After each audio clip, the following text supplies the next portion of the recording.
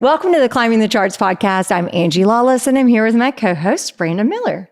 We are truly honored and excited to welcome our guest today, David French, a writer who wears many hats, but is perhaps currently best known as one of the New York Times' most popular op-ed columnists. The best way to introduce him might be, as the Times itself does, to quote, "Writing about politics and current affairs in the era of Donald Trump ideally requires a variety of traits that do not always or even often go together. Factual and intellectual clarity, moral seriousness, and a spirit of generosity toward others and humility toward oneself. Happily for the Times' opinion, those traits are embodied to an exceptional degree by David French."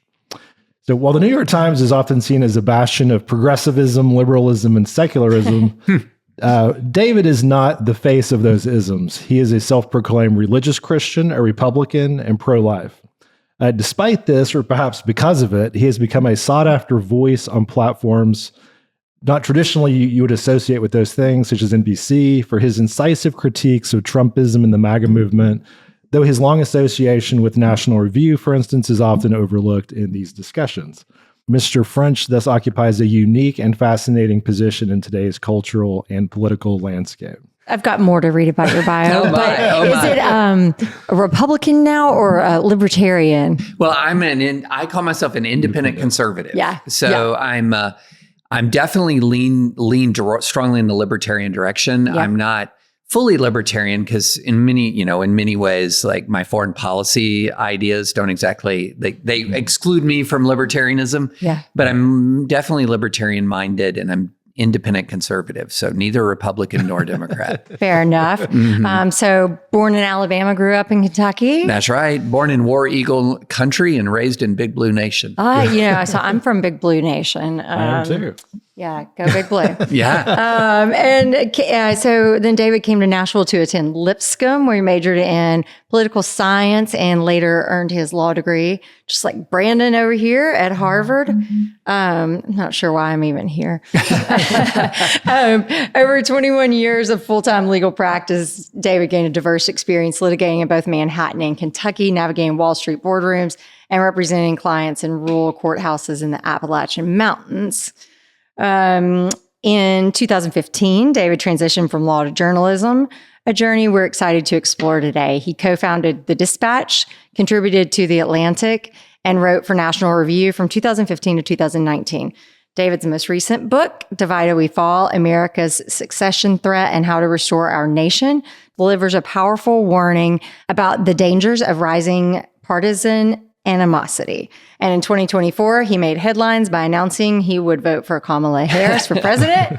Everybody loved that. Yeah, right. Stating it was necessary to save conservatism from itself. David, welcome to the show. Well, thank you for having me. I appreciate that. That's a lot. You've done a lot. When people kind of read through it, I think, well, I guess I still don't know what I want to do when I grow up. Same. I've done a few different things. Yeah. Well, I think that's a trait that I've learned recently of like lots of lawyers, journalists. I mean, we like to dig and get, politicians. Mm-hmm. I think it's all we get exposed to a wide variety of things, right? So it's fun to... Well, and also law, just, talking about our little profession here, is an option expanding profession. So you can go into it in one way and then you'll meet clients, you'll get engaged in a community. And next thing you know, 5 years, 10 years later, you're doing something you never imagined. And I've seen that happen. Like a podcast. Like a podcast. Like a title company. A title company, a podcast. I have a group of friends from my law school. So there's about 20 of us we're in the same fantasy baseball league. Nice. So I'm just a nerd. I own fantasy baseball, man. Yeah. You don't hear about that I know, not as much. But so we've been in the same fantasy baseball league since 1991. And so it's about, 15, 20 of us from law school. And only, I think, 2 or 3 are still in the full-time practice of law. Yeah. They're entrepreneurs, they're authors, they're one guy's produced movies, just all kinds of different things. It's really neat. One of the guys in my class wrote Spotlight, which you're probably saying. Oh, yeah. I hate that guy. He's had so much success and escaped from the law faster. Oh, yeah. Well, nothing makes you more insecure than law school reunions. Yeah, it is the one profession that people just spend so much time trying to get out of. But I think it's not true. because I think for people who don't practice law, what you realize is that you go to law school, but you're kind of the no person. You're the red tape. You're the when you're practicing law, and so lots of us, I think, often find out we don't want to be the red tape. We want to like jump and learn and be excited. And so then we're like, now what? Yeah. Well, and also there's another thing where I did a big piece years ago on why so many lawyers have problems with alcohol abuse or addiction or depression or anxiety. And it's a very complicated answer, but I think one of the reasons is that law is one of those professions that people idealize when they go into it. I mean, think about how many TV shows there are.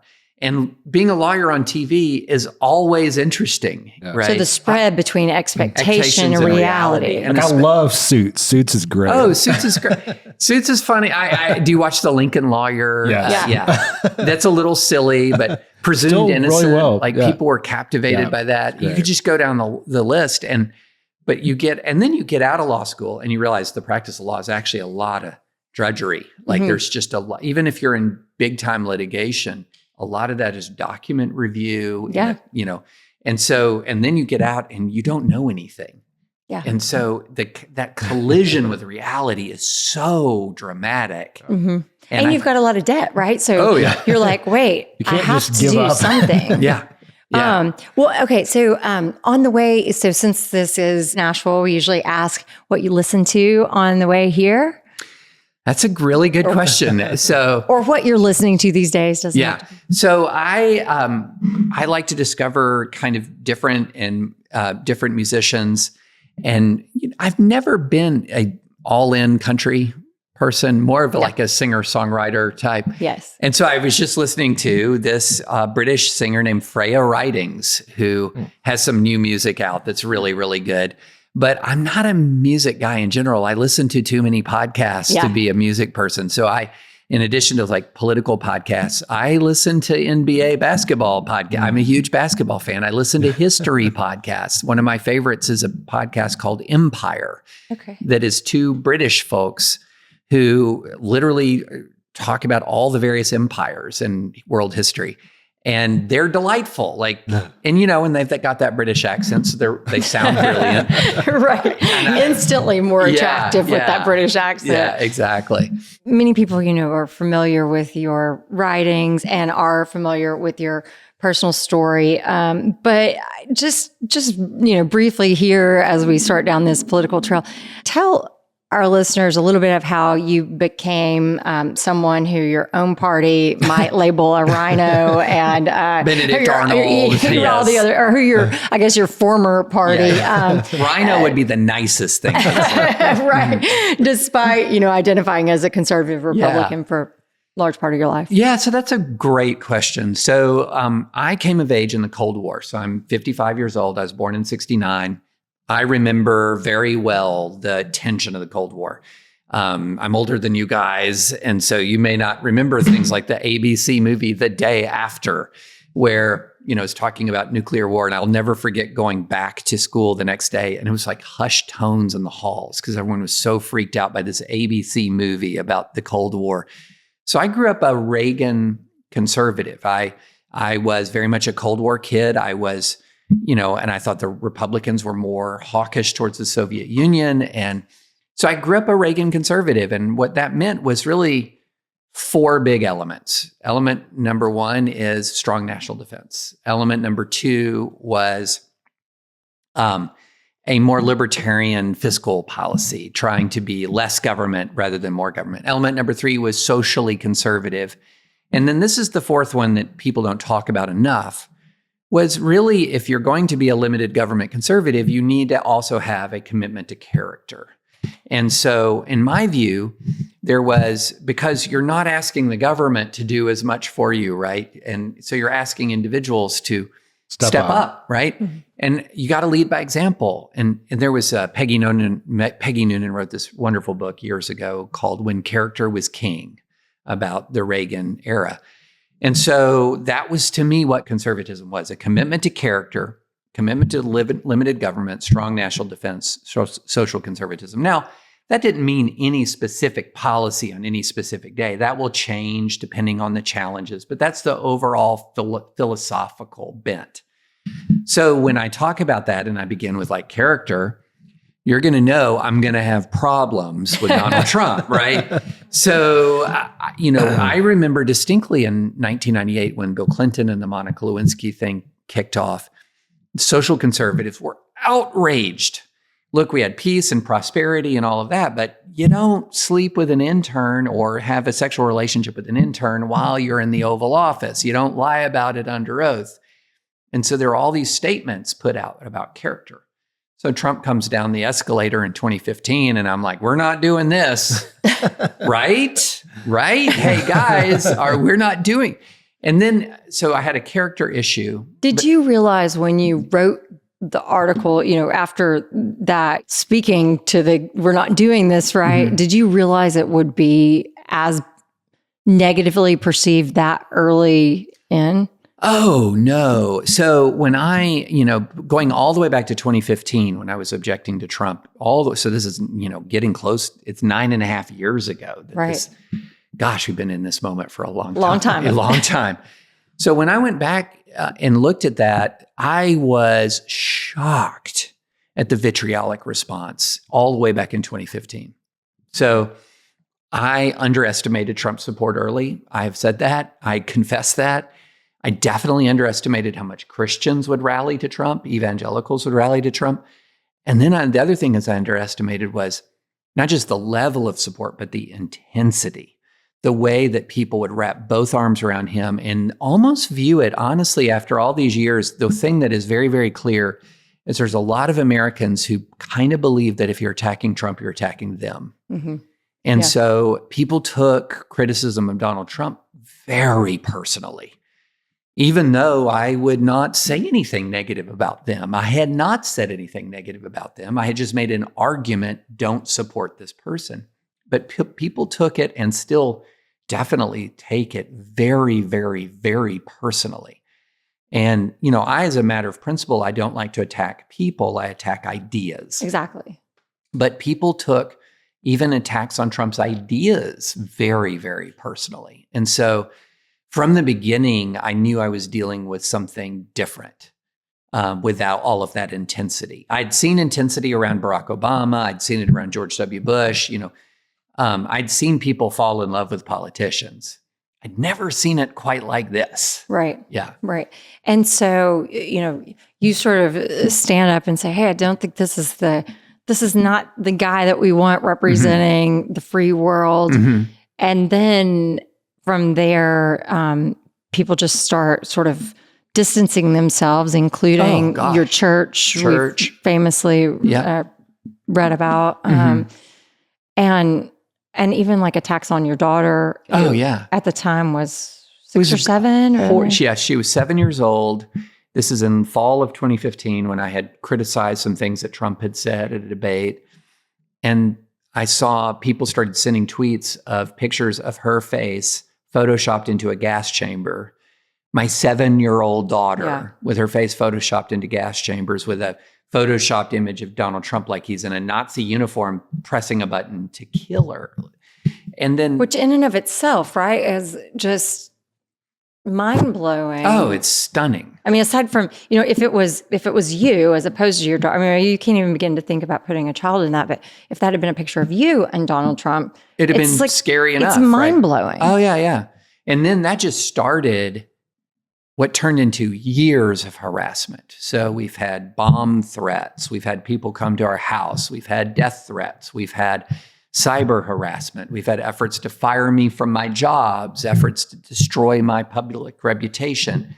I mean, it's been brutal for, again, more than 9 years. And again, it's this intensity around him. And I didn't realize the extent to which a lot of Americans had been sort of socialized to believe that if you're a Democrat, you're evil, that if you don't support a Republican, you're actually evil. My view, because I've always had Democratic friends, I've always had Republican friends, is that people in good faith can disagree about this stuff. Right. And it doesn't impact my friendship. It doesn't impact my respect for somebody else. We're stronger for it. Right, exactly. I don't know everything. Right. If you and I disagree, I guarantee you know stuff I don't know. And we will learn. Exactly. And so for me, it was a shock, the extent to which it had been inculcated in people that the fact that I don't support Trump in 2016 and 2020, and the fact that I actually voted for a Democrat in 2024, people perceived me, some people use words like heretic, wolf, demonic. I mean, just wild stuff. Which is really the easy way out, right? Let me throw a label at you without detailing what you did. And so at what point did you decide that to move from, your party to being independent? Yeah, that's easy. When he got the nomination, yeah, my view was, look, I was always conservative more than I was Republican. Republican was downstream of my ideology. So if the party departed from my ideology and from my values, why would I stay in the party? I never had Republican as a big part of my identity. What do you think? It takes a lot of I'm always amazed. And I think lots of journalists have this quality. They just keep going in the face of fear because that is just who they are. I mean, was there ever a moment where you just wanted to pull back and be like, enough is enough? Not really. I'm very stubborn. Yeah. Okay. I'm very stubborn. So if somebody's trying to bully me, no. Sorry, no. If someone's telling me to shut up, sorry, no. And now, in most circumstances, that can be a quality. Sometimes it can be not. Right. There's such a thing as being too stubborn, of course. But in this circumstance, when you're facing bullying, when you're facing people who are not arguing with you about facts or law, they're just screaming, yelling, trying to intimidate you, trying to frighten you. In that circumstance, the right answer is to stand and say no. Right. And so that's important. I'm very blessed to be married to a wife who has the same view. So, for sure. Sure as that made me think, I'm sure you've seen this. There's a documentary about William Buckley and Gore Vidal at the 1968 convention. And there's a scene where Vidal is being asked how he responds to the fact that everybody hates him. Yeah. And he says his quote is I'm a happy warrior. Yeah. Well, and I try to be a happy warrior. In other words, that, look, another way in which these people can accomplish their purpose isn't just shutting you up, but it's making you miserable. Yeah. So even if you'll still talk, they get a victory if they're making you miserable. And so I think it's very important to do your best. You're a human being. And of course, if people are cruel to you, it impacts you to some degree, but to do your best to maintain perspective, to know what's happening, and to have friends who are not in politics. Yeah. So that you're not consumed by this nonsense all the time. Yeah, that makes sense. Okay, so I've listened to some of your, recent appearances, especially before the election. But, as we sit here today, it's post-election. We look ahead to January of 2025 and the swearing in of the second term of President Trump. What is your kind of just overview of the national political landscape as you kind of see it? Okay, it's a mess. It's an absolute mess. Because what we have right now is a dynamic where you have let's split America. I'm going to oversimplify things a little bit, but I think it will help people understand. Let's imagine we have not red and blue, but we have three tribes: blue partisans, red partisans, and an exhausted majority. Yeah. Okay, so that's the actual core reality of American politics, is that if you really dive down, about 2/3 to 3/4 of Americans are what you call the exhausted majority. Now, they're not all in the middle. They might be on the right. They might be on the left. They might be liberal. They might be conservative, but they have a few things in common. One is they're really frustrated. They are fed up with all the fighting. The other thing is they feel forgotten, like no one's talking to them. And then the last thing they wonder is what happened to compromise. In other words, why can't people get together and hash out agreements?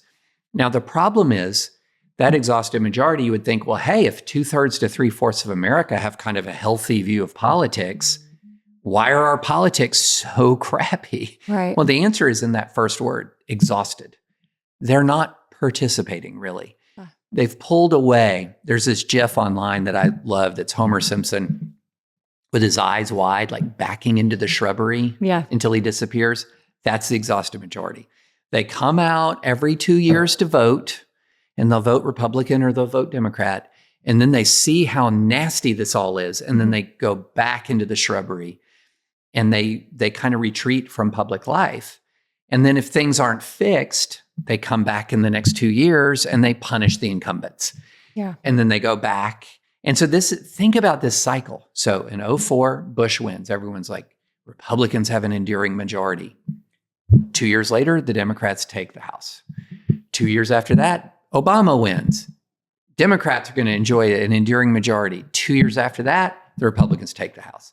2 years after that, Obama wins again. You just go back and forth. 2 terms. So when I say 2 years, the off-year election. Right. Yeah. So even though Obama won 2 terms, in both off-year elections, the Democrats got wiped out. That's right. And so this big majority is like, why aren't you fixing stuff? And so they just keep voting out the incumbents. And then the polarized wings, they're not hearing the majority. Right. They have their own beefs and they will go at each other with extreme intensity. And so one of the dominant characteristics of public life then is that people don't belong to political parties because they really love the ideas of the Democrats or the Republicans. They belong to a party because they hate the other side. And that's the dynamic. We have a very hateful subgroup of partisans that hate each other. And then we have a majority that's sick of all the hatred, but they don't really participate in the process except to vote. And when they vote out incumbents. Right. So it's a mess. It's a mess. I mean, think about it this way. We have not had, since well before World War II, 3 straight one-term presidents. But that's what we're going to have. Trump 1 term, Biden 1 term, Trump 1 term. That's hasn't happened in generations. That's how discontent people are. Right. Yeah. And I mean, and both sides are certainly not without fault. Gosh. And so is it because of those extremes that people feel like, or to the extent, I think at least like a lot of my friends feel like, why can't we get a good candidate? Yeah. Is it because everybody else sort of goes home and leaves these activist and the role that partisan politics play in the sort of the nominating cycle, right? Mm-hmm. I mean, it's not your exhausted people who are picking who's going to be the candidate for our party. And I think that's a big. I got numbers for you on that. Yeah, that's a fascinating issue. Yeah. I think a lot of people do not think deeply about. Yeah. So here are 2 numbers: 150 million and 30 million. So the 150 million is the number of people who roughly, I mean, it's a little more than 150. That's how many people voted in the general election. Around 30, 31 million, that's how many people voted in the primary. That's how many votes Trump got and Biden got in the primaries. So Biden gets 14 million or so votes in the primary, and Kamala gets 74 million votes in the general. Trump gets 17 million in the primaries, and he gets like 76 million in the general. That delta, that difference is the difference between the activists and everybody else. And so the answer to the question, why do we have these candidates, is because the answer is because these are the ones the activists want. And only the activists tend to support and vote in primaries. And so one of the ways to have better candidates is to have more people vote in the primaries so that they're not going with whatever person like the most angry people voted for. Yeah, that does make sense. It's like you just have to realize that the choice is not at the poll in November. The choice, the biggest decisions have been made before November. It's the gating. It's the gating function that happens early. Yeah. Well, and so, for Democrats and Republicans who want to, push back against MAGA, Trumpism, do you think that it's more likely that the more likely path against that is through the Democrats retooling and becoming stronger, or meaningful reform within the GOP? How about option 3? Yeah, both. Option 3 would be Trump falls on his face and the Democrats win by inertia, like by default. So this is the way. I mean, he has evaded. He's almost invincible. Give him like a medal for courage. He's been like shot at. I don't even know how many times. And so that almost like keeps elevating him to this messiah position almost in a way, right? True. Within the GOP for sure. Yeah. So here's and the religious sort of Oh, sect. yeah, absolutely. So here's the dynamic with Trump, though. When he's the challenger, he does well. Mm-hmm. When he's the incumbent, Right. he doesn't. So what's the Good difference? point. Why is that? So We're just tired. people are sick of the status quo. When he's not the status quo, like they perceive that Hillary would be, or that Kamala would be, Mm-hmm. then they'll, because he's the alternative to the status quo, he wins. But when he's the status quo, people are upset with the status quo. And so he lost, the GOP lost in 2018. They lost the House. And then in 2020, he lost the presidency and the Senate. So it really, between 2016 and 2020, he was the first president since Herbert Hoover to lose the presidency, the House, and the Senate in one 4-year cycle. So he's not invincible. He's just a good challenger. Yeah. And he left the White House with the lowest approval rating in modern history. I think it was 33%. That was terrible. Yeah. So it was an incredible comeback that I think is just, I know there's a book about like kind of Trump in exile, when he left the White House and goes to Mar-a-Lago and just trying to figure out what does he do. So and it is like a gravity defying. It's amazing. And that's the part that's just, from me personally too, it's hard to explain. Yeah. He is a, one-term president this time around. So it's like we have a really great opportunity on both sides to be finding those meaningful candidates right now. Well, and I do think the Democrats right now are going through a very healthy period of self-reflection. They need to, Absolutely. Yeah. Now, what's interesting is the Republicans did a lot of self-reflection after 2012 and then did the opposite. So after 2012, they commissioned this autopsy. Why did we lose to Obama? And the result was, hey, you need to be more open to immigrants. Man. And then along comes Trump, and Trump's like, nope. And they win, right? Yeah. And so the Republicans went through this, but then when Trump lost in 2020, they didn't engage in that self-reflection. Mm-hmm. And the reason is that they were convinced by Trump that he didn't really lose. Yeah. I heard that. I heard you speak to that on a podcast before, and I thought that was very, wow, it like totally struck me. Explain that here. He didn't lose. Yeah. So, I'm old enough to remember when George H.W. Bush lost, nobody was running around saying he needs to run again, right? When Jimmy Carter lost after one term, nobody was running around saying, run Carter again. And so, but Trump lost, and then he triggered a violent attack on the Capitol. And then people are saying, run him again. Well, why? Well, that between November, was it the 8th, when in 2020, between November 2020 and January of 2021, he fully convinced a vast majority of Republicans that he had not actually lost. And so if he hasn't lost, there's no need to change, right? Right. It is very powerful to speak to this level of, like, Brandon and I were talking before you came, just this level of like confidence of like, no, that didn't happen. Yes, it did. It's like, as long as I just keep saying, yes, I did. Yeah. Doesn't matter. You present me with facts, you present me with whatever. No, you're lying. Yeah. And there's enough people out there. We don't know, right? And people have their own lives. It's, we put far more energy into this than. Well, you raise a really good point, because the average American is not an election law expert. Right. The average American is not somebody who understands how Dominion voting machines work. They don't understand how votes are counted. They don't understand how, if electoral fraud was going to occur, how it would even happen. They just, and it's not insulting anybody, because they're not election lawyers, right? You have your life. You have your job. If you're a welder or a plumber and you've got 3 kids and they have soccer practice and football practice, and then you've got your wife is working and all, who has time to become an expert in election law? So you depend on other people to tell you. Well, all of the trusted gatekeepers in the Republican world were saying the same thing. Mm-hmm. From Fox News to Trump's attorneys, to the most loyal Trumpists in the legislature, stolen.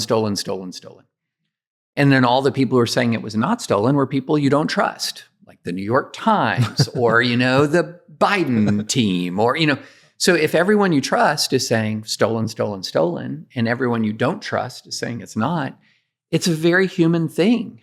I mean, don't you tend to believe people you trust more than people you don't?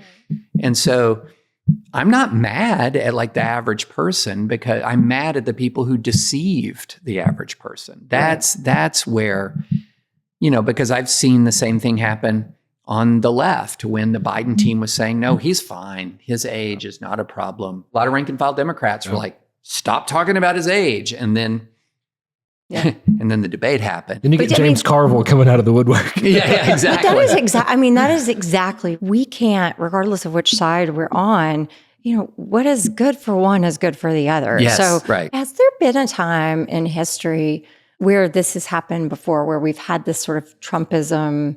Well, I will tell you, and this is not a comforting answer, okay? I will tell you that there is a time in history where you began to see one side and the other side both have very competing views of reality. And this is what's getting dangerous about this present moment. So you'll have one side that says the election was fair and the other side says totally fabricated. Some people say we could go down all the conspiracy rabbit holes from QAnon to a lot of others. Is this going to get me to the Civil War? We're headed to the Civil War. Great. So if you read a book called the Battle Cry of Freedom, this is Which I've read. Yeah. James McPherson, probably the best one-volume history of the Civil War ever written. And he talks about the walk up to the Civil War, the run up to the Civil War. And what's very clear is how the Confederacy began to depart in some ways from reality. So after John Brown raided Harper's Ferry, and John Brown was trying to trigger a widespread slave revolt and all of this, the way the members of the northern population, many of them supported John Brown's cause, but not his methods, the South interpreted that as they want us dead. And you can go and you can read the secession documents, the secession declarations. And the Texas Secession Declaration actually contains a conspiracy theory that abolitionists were supplying, or that people were supplying enslaved people with poison to poison white Texans. Not happening, not real, right? But that's what happens when you begin to have two sealed off news environments, and that is constantly reaffirming people's worst fears. Mm-hmm. And so we've seen that happen before in the run-up to the Civil War. We've seen the media stoke another war. This was the Spanish-American War, when the battleship USS Maine blew up in Havana, Cuba harbor. The press was like, Spain did this, Spain did this, Spain did this. And so we have seen people driven into sort of even violence before. I think the Civil War was probably inevitable given the massive stakes involved. But without question, the South seceded in part because it had lost its grasp on sort of the reality of the conflict. Well, that's not a comforting answer. No, I know. I was like, this is going to get dark. I haven't read this book, but I've watched the interview. You may have read it, but there's a book called The Undertow: Scenes from a Slow Civil War by Jeff Charlotte, who's a writing professor at Dartmouth, where I went undergrad. But he says a lot of things that really echo, I think, what you're saying right now. Yeah. Lots of smart people with, and I don't think, and I raise this not to say we're going to have a civil war. Like, I do not think we're going to have a civil war. I think even if America got to the point where we hated each other so much we split, we wouldn't even have a civil war then, because we'd hate each other too much to even fight to stay together as a family, right? But I do think that all of this is a warning sign as to that you think things are, right now you think things are bad. Unless we change these trends, especially the trend of hating each other and walling ourselves off in our own bubbles, that leads nowhere good. Right. Trump was the first time that I had experienced in my life sort of families starting to hate each other over politics. Well, I mean, you experienced that in your church. I mean, but and I feel like that is where the walling off starts. And when you reach that level of vitriol where you can't sit down at the table and reach across and say, I may I may not think very much of your opinion. Maybe I don't even think very much of you as a person. However, I do understand that we both bleed and cry and have families and care, about similar things, even if they're, spread apart. It's just a terrible. Yeah. I think about I grew up in East Tennessee, so we're talking the buckle of the Bible Belt. Yeah. And, my hometown's like 90%, voting for Trump. My dad was a big Gore supporter, voted for Trump. And I'm just like, how does this even happen? Like, how can somebody go from voting for Clinton, Gore and Lieberman to then Trump? That's a good question. Between we'll get to what's your opinion of what you think happened between the Obama periods? Because, a lot of people, I think, flipped after that first Obama term. Yeah. So you began to see some interesting long-term trends emerge then. So one of the things that you noticed was that Obama, who had won the white working class vote really overwhelmingly in 2008, or solidly in 2008, began to lose ground. So if you look at the margins between 2008 and 2012 in some of these upper Midwest states, you can see that Trump winning them in 2016 shouldn't have been all that shocking. There was some narrowing. And so what began to happen is the Democratic Party, in both sort of its policies and very importantly, its culture, began to move more towards the educated professional class. And the Republican Party, both in its policies and its culture, began to move sort of more in that working class direction. Also, you combine it with the fact that the Democrats kind of made a misjudgment. And the misjudgment was that a lot of the Obama coalition would transfer past Obama, when the reality was Obama, like a Reagan or others, was a singular politician, a uniquely gifted person. I agree with that. Yeah. And so, in other words, a lot of that support wasn't just support for the Democrats. It was support for a man named Barack Obama. And if you have a different person, Hillary Clinton is not as good a politician as Barack Obama, right? She's a very different person from Barack Obama. Why would people sort of think rationally that all of Obama's support will translate immediately to her? No.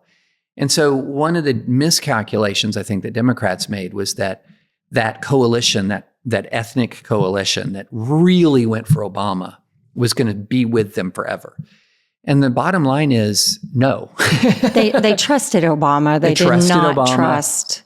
They also saw him as a historic figure. Obama also had, it's really fascinating because even though Obama was like this hyper-educated guy, and very intellectual sort of in his approach, he folks who had high school diplomas liked him. Well, I think, it's just like a friend of mine was telling me the story about Michelle Obama when she, signs that she, books that, she gave everybody a hug and sort of made this comment that might be the only impression that they walk away with of, my husband, his presidency is the fact that I gave them a hug. And I think the Obamas have a way of making people feel seen. Yeah. And I think at the end of the day, that's really what we want. We want to be seen. We want to feel like we can trust you. Well, that goes back to the old political cliche. Who do you want to have a beer with, right? Right. Well, yours is a much kind of a deeper way of saying that. Right. Who do you feel is connecting? Who connects with me? And he was just really good at that. And a lot of Democrats looked at his, he won black voters, say 92-8, or Hispanic voters 70-30 or 80-20 or whatever. And they go, oh, we control 90% of the black vote or 70% of the Hispanic vote. And you forget that if you rewind the clock to Bush, in 2004, Bush won 40% of more than 40% of the Hispanic vote. So candidates matter a ton. It's not just you have an identity group and the identity group says, I'm for the Ds, or the other one says, I'm for the Rs. Candidates matter.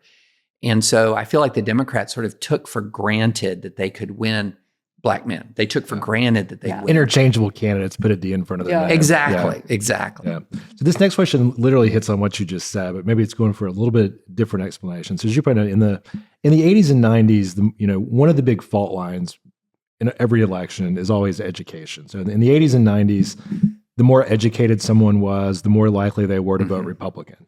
I remember reading the book In Defense of Elitism. That was, William Bennett. That sort of just, and so now though the trend has completely reversed, and the more educated someone is, the more likely they have been to vote for the Democratic Party. What do you think has driven that shift, and what really explains it? Ooh, that's a good, complicated question. It's interesting. The Democratic Party, as it became, it was always a party of sort of the very educated. So if you're graduate school, it was interesting. Republicans would tend to win your college graduates. But then once you got to your graduate students, your PhD students, you began to get more blue there. And then also you have a situation where in many ways these left-leaning institutions disproportionately hire from the Ivy Leagues. So everything from your Democratic Party staffers to your staffing big foundations on the left, activist groups on the left, you started to see this world where more and more and more the people who are doing the real work in the Democratic Party were coming from this elite educational environment. And there's this, old statement that personnel is policy, but personnel is also culture. And so if you're suddenly beginning to hire, or not suddenly, but gradually just accumulating in your activist groups, in your Senate staffs, in your presidential staffs, a giant pile of Yale and Harvard grads, right, it's going to have a big cultural effect. And so what you began to see happen was a lot of the Democratic energy began to move towards more niche sort of ideological obsessions of like the highly educated liberals. So where does Latinx come from, for example? This right. term, Yeah, because not the community, right? Because they don't really use the term. Don't use the term at all. Right. It comes from the rarefied air of elite academia, where at Stanford or somewhere, right? Where they're trying to degender the Spanish language. Wait. So a lot of stuff that sort of became identified with the Democratic Party was identified with the Democratic Party through this highly educated, very culture war-oriented cohort of people. And to the point where, this is so fascinating, my colleague on the news side, Nate Cohn, released a study in 2019 showing the difference between online Democrats and offline Democrats. So online Democrats are a great proxy for like your Senate staff. And these are politically obsessed Democrats, disproportionately white, disproportionately well-educated, and disproportionately leftist.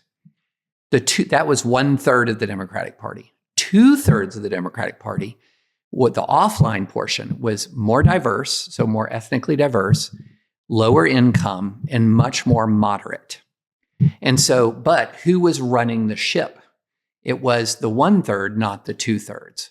And so what ends up happening is when the 1/3 runs the ship for long enough, a lot of the 2/3 will start to peel away. And so even though largely it was not about ground game, it was about social media and podcasting, those third, I guess, that are engaged and that are with it are still going to the polls, as this 2/3 is just not. So what's happening is that 1/3 is still going to the, still voting, but you can't win with that 1/3. You got to have all of the 2/3. And so Joe Biden, it's very interesting, in 2020, he was a candidate for the 2/3. Right. He was probably the most moderate of the Democrats on the stage in 2020, and he won the 2/3, and then he won the election. Kamala Harris was a vice president to Joe Biden, but when she ran in 2019, she was part of the 1/3. She was much to the left of Biden. And so when she ran, now, I will say this, I do not blame Kamala Harris for losing. She was dealt a tough hand, like for sure. A tough hand. Well, I agree 100% on that. Yeah. And to your point as well, though, and this was something that I really struggle with. How am I supposed to trust that Kamala, it all to me goes back to trust. And that's why things like, I think even like Trump's ability to project in his voice, it like creates sort of this like, oh, you are strong, you can protect. I mean, there's all these things that factor into the way that we assess people. But I think we had to be honest on the Democratic side and saying, this person presented one way, and now we want to present her in a slightly different way. Well, that does not garner trust. You have to have if you're going to change that much, you have to have a very good answer for it. She tried to have her cake and eat it too, sort of say to all the folks on the far left, the smaller portion of the Democratic Party, hey, I'm still with you. But then say to the most Americans, but I won't enact their policies. So it was sort of like, I'm with you in heart, but I'm not going to do it. And people didn't like that. No. But I think she had a very easy answer, which is to say, look, I understand this moment. And this moment is not a moment for big left-wing political change. This is a moment to stick to the basics. This is a moment for unification. Like, think about it in education. Instead of like all of this sort of weird fringe theories, this is the reading, writing, and arithmetic moment. This is, can we protect our democracy? Can we stop Russian aggression? Can we beat inflation? Can we control the border? That's what this is about. Boom, done. Instead, you kind of did this elaborate dance where nobody really felt fully convinced. That's a good point. If she had said that and said, listen, my heart would love to do all these other things, but this is where I am. This is what I have. I think it still would have been an uphill battle because people would have been thinking, all right, well, that's the first 4 years. Yeah. What do I do with you in the second? But the, electoral college split was 312 to 226 in Trump's favor, but the popular vote margin was 1.5%. I think both sides were happy that we were not on opposite sides of those. It's nice to see it on one side. But is it time for that to go away? And if you want more voters to turn out. And how do you think about that too, the perception that it creates when the Electoral College is such a landslide looking result versus the actual popular vote result is one of the narrowest in American history. Even the Electoral College margin is deceptively large because you switch 250,000 or so votes. Mm-hmm. Only 250,000 and it changes the election. The whole, So two thoughts on that. Number one, if you consistently have or frequently have the electoral vote winner is the popular vote loser, that it rightfully creates deep frustration and instability. So I do think that is a problem. Now, it's rarely been a problem in American history until very recently. That's right. Yeah, John Meacham just gave a talk at this Pinnacle Forum we went to, and that's one of the things he really talked about was, if you go back 100 years, most presidential elections have been decided by double-digit margins. It's not even close. And now we're in an era that it is super close, and the results are incredibly important. Like we have 2/3 of the Supreme Court has been appointed by a president who did not win the popular vote. Right. What does that do for democracy as you track that out? It's dangerous. It's dangerous. Now, on the bright side, so there's 2 points. Here's the bad point is if this keeps happening, it's a big problem. It's a big problem. On the bright side, there was a lot of evidence in the current election that electoral college and popular vote gap was starting to go away. That, in other words, one of the things that made that gap exist was that the key swing states demographically were sort of different enough from the rest of the country that you could aim an arrow at those swing states, hit your mark in those swing states, and lose. Think about this. Trump almost won in 2020, even though he lost the popular vote by more than 7 million. Yeah, that's right. But he could aim the arrow at those states, and if he hit them the right way, he's winning. Right. Well, things are changing a little bit because of all of the moving and shifting and migration to the point where the swing states are still swing states, but they're not as big an outlier. They're less swingy. And so the way you could know that was that, Nate Silver was pretty clear beforehand the election. He said, look, if there's a polling miss here, it's probably going to go all one way. And so you're going to see all these swing states go one direction or the other, which is exactly what happened, right? So I do think on the bright side, I think we're moving to an age where we're going to see the Electoral College and the popular vote come back into harmony more often. On the downside, I do think it's a problem, and I am open to Electoral College reform, but although I don't think it's that realistic because I agree. Yeah, if you're a smaller state and you have outsized power, you're not going to give that up. Going to zoom out again. So we're talking about, the most powerful country in the free world has just elected, a president who's been convicted of 34 felony counts as president. What do you think the founding fathers might have thought about this scenario? Obviously, there's no exclusion for that in the Constitution. Yeah. And how should we reconcile this, with our constitutional framework? This is something, again, the idea of, there's obviously different approaches to interpreting the Constitution. But how do you think about that? Do you think that is something what would the framers say if they knew that one day we would elect a convicted felon president? Houston, we have a problem. Right. So it's, the founding fathers would be gobsmacked on multiple levels right now. So one of them would be that they would be gobsmacked that Trump was not convicted after he was impeached after January 6th. Mm-hmm. So there is no scenario where any person who was participating in drafting the Constitution would have thought that that was not an abuse of office.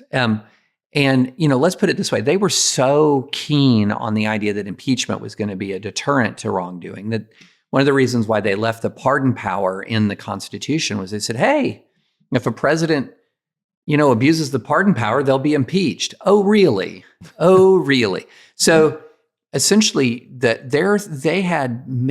believed that there were several checks on the president that don't really exist. So one is the impeachment and conviction. We have now seen the only time we came close, really, was Andrew Johnson's impeachment after the Civil War. One or two votes, and he would have been impeached. But ever since then, not even close. Mitt Romney was the first senator in American history to vote to convict a president of his own party. So impeachment is not a deterrent anymore.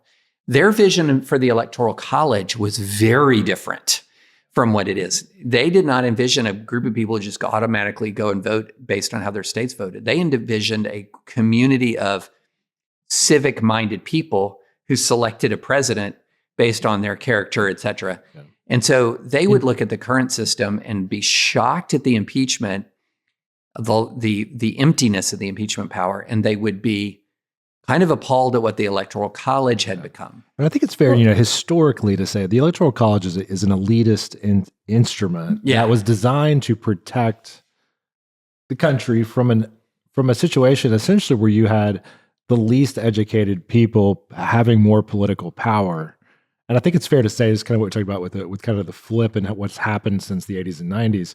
It's basically now serving the exact opposite, I think, of what the framers intended and envisioned. Do you think that is? I think that's right. I mean, they did not envision 538 people who would go and just vote however their states voted. They envisioned 538. Well, it wouldn't be 538 then, but they envisioned the Electoral College to get together and debate and talk about it. And now, I don't support that, by the way. Right. I don't want that. That is, we do not want that.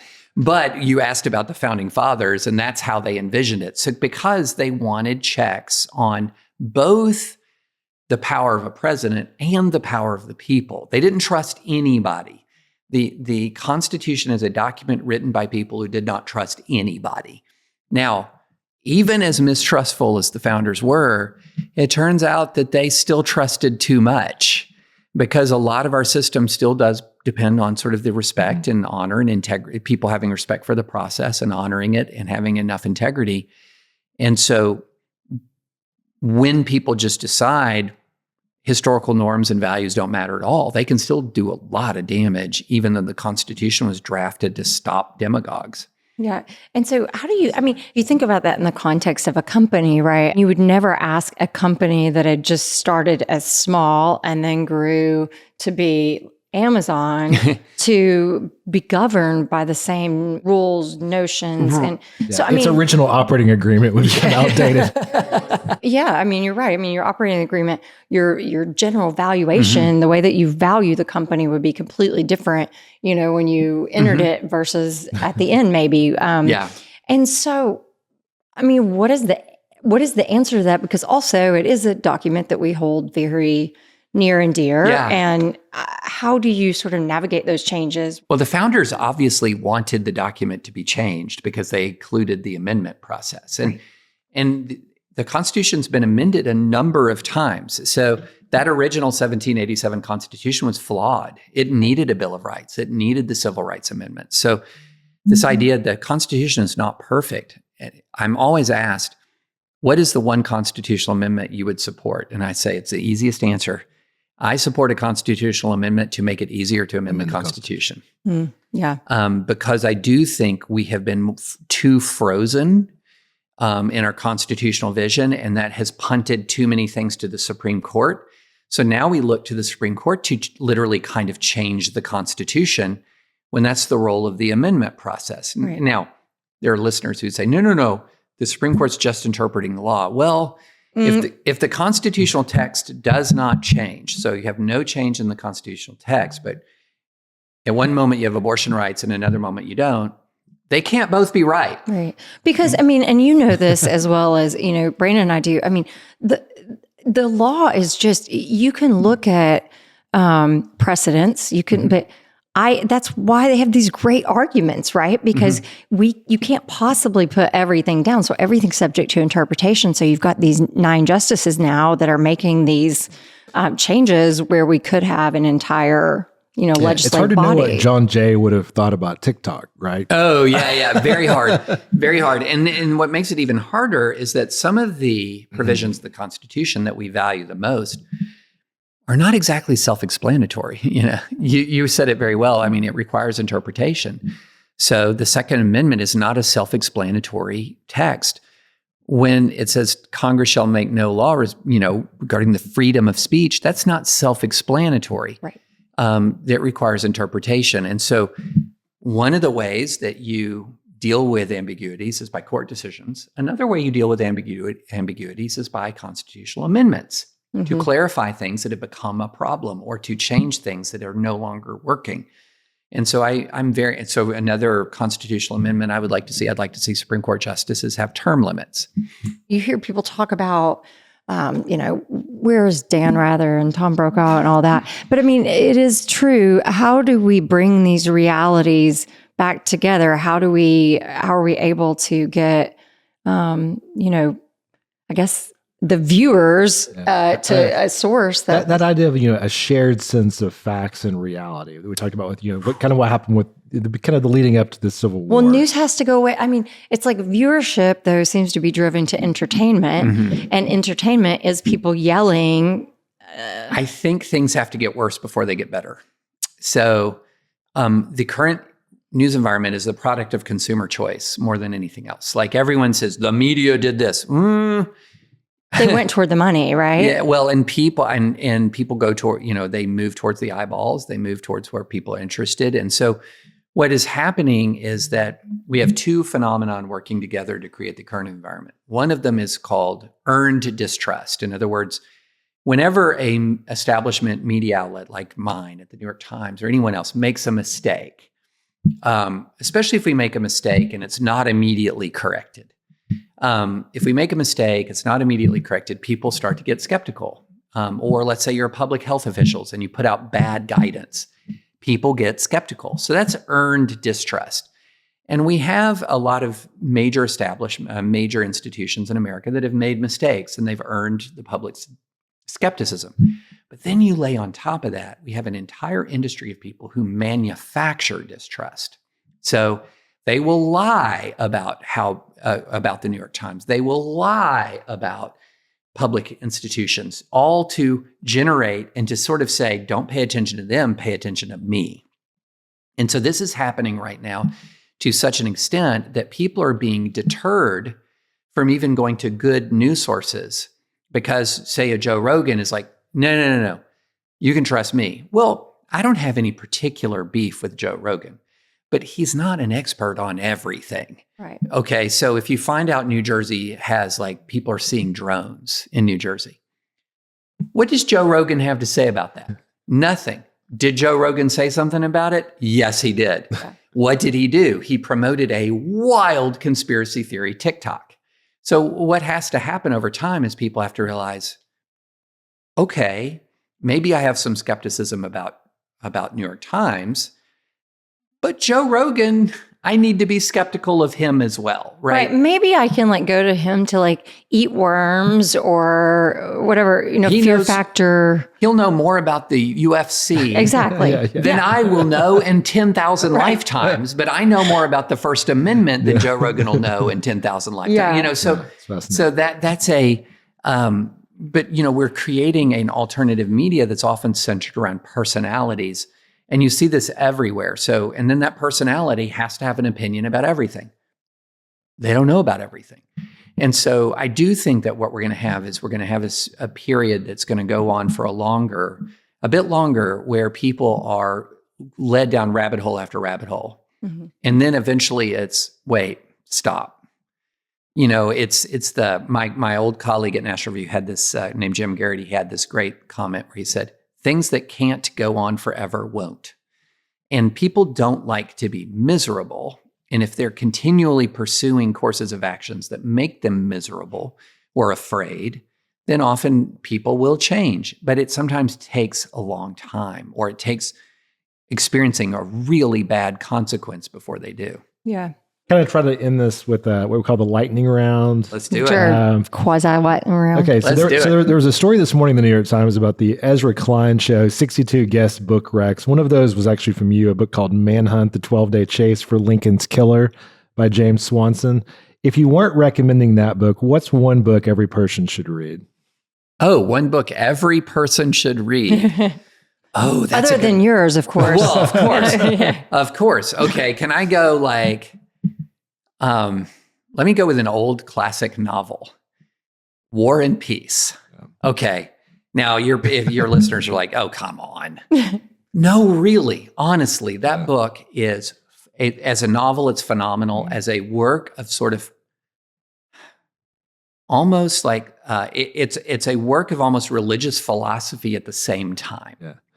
And it captures multiple kinds of personality types, and it captures the way that people react to the stress of cataclysmic events.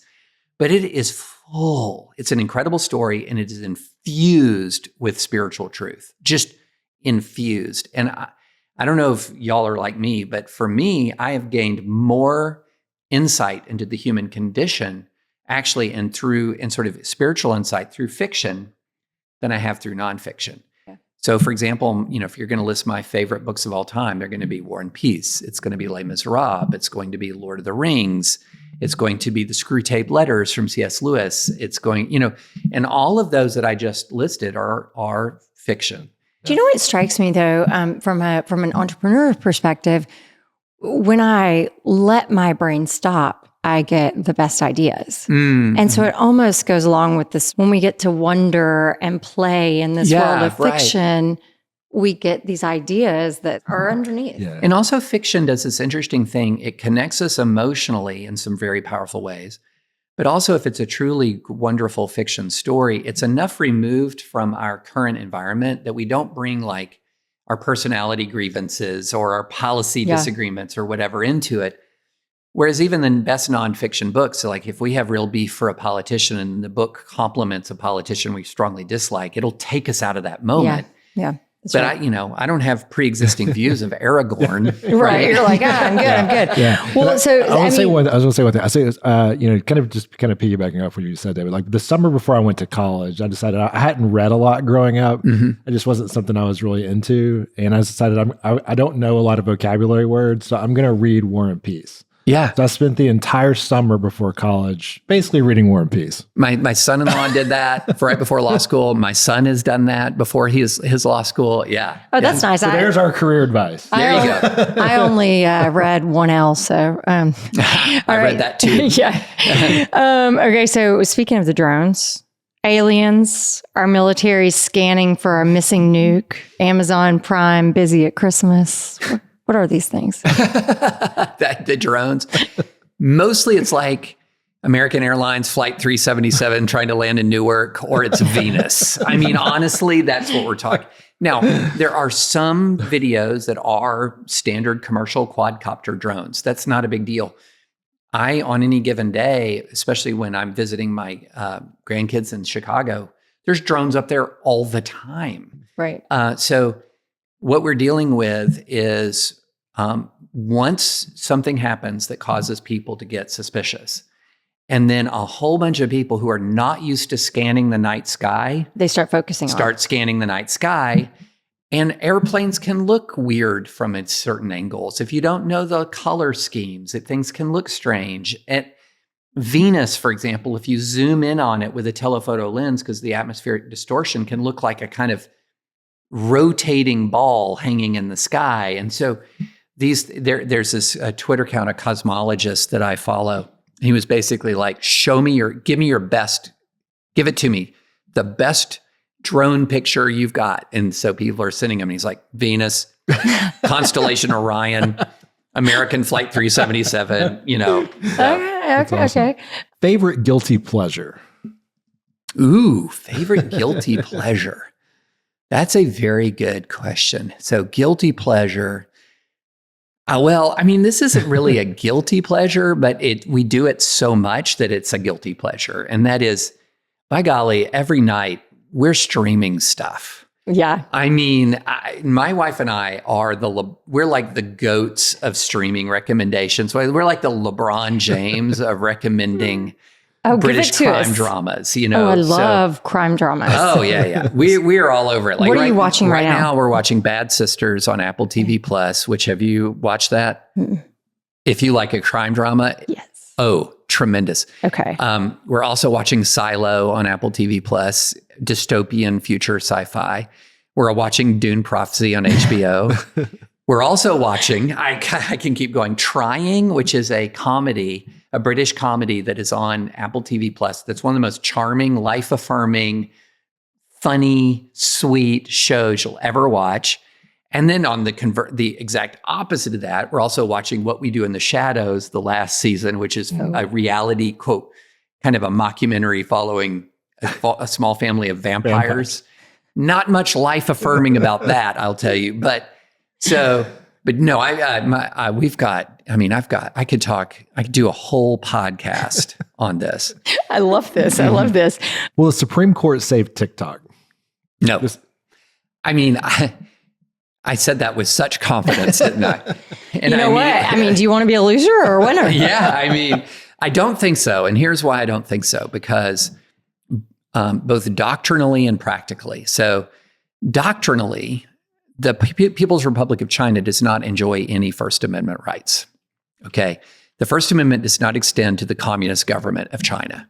So they do not have a First Amendment right to enter into the American marketplace of ideas. Secondly, the actual ban on TikTok is not actually aimed at the nature of the expression on TikTok. It's aimed at the ability of the PRC to collect our private information, and then the ability of the PRC to, if it wants, to inject misinformation into our public square. It's not because Congress hates the dancing on TikTok. It's because this is a communist China-controlled social media app that vacuums up American personal information, distorts the American marketplace of ideas. So that's doctrinally. Now, practically, what we also just saw was the DC Circuit affirmed the TikTok ban. It upheld the TikTok ban. And who did it? A Reagan appointee, an Obama appointee, and a Trump appointee. All three of them are among the most respected judges in the United States. Okay.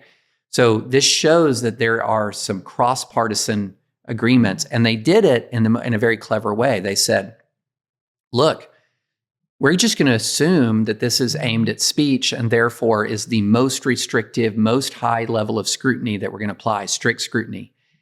And yet it survived strict scrutiny. So you would have to have the Supreme Court come in and sort of blaze some new ground in the First Amendment and contradict the judgments of judges from the most prestigious circuit from across the political spectrum, among the most respected jurists. Now, the Supreme Court could do it.